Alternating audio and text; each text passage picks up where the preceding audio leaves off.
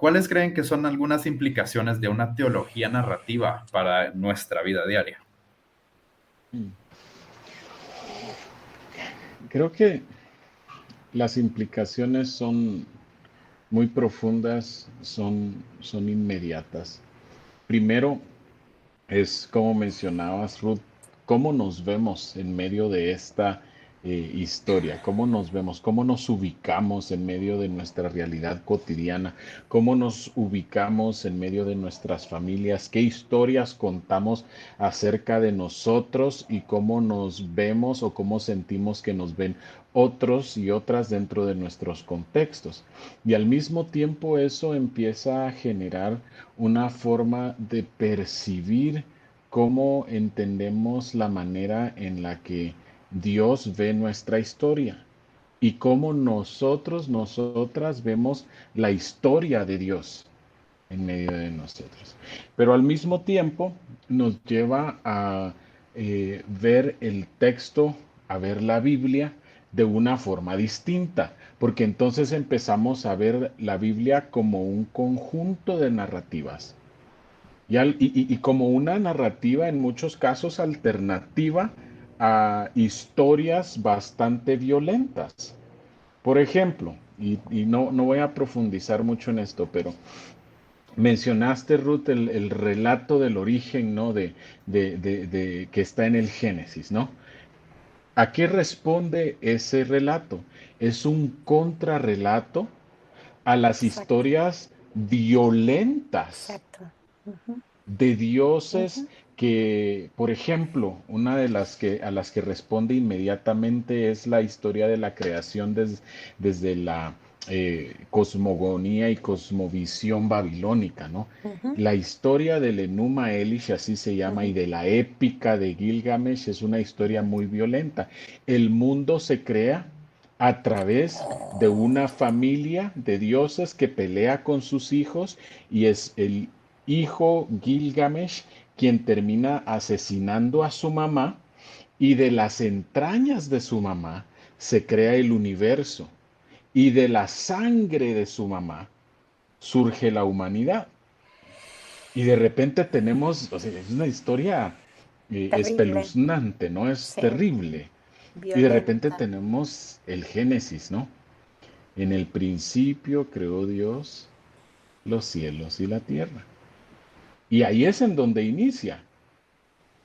Y ya nos pone desde el inicio en una contranarrativa, ¿no? Entonces nos lleva, uno, a vernos a nosotros en el papel, los papeles y los espacios que tenemos dentro de las tramas de nuestra vida, nos lleva a ver a Dios y la trama en la que estamos conectados en el actuar de Dios, y en tercer lugar nos lleva a ver la Biblia como una historia y como una historia alternativa a historias que pueden causar mucha violencia.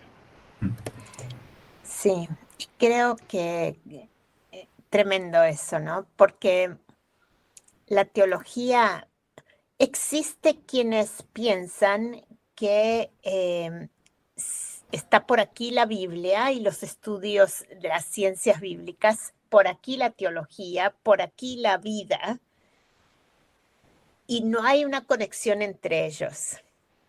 Una mirada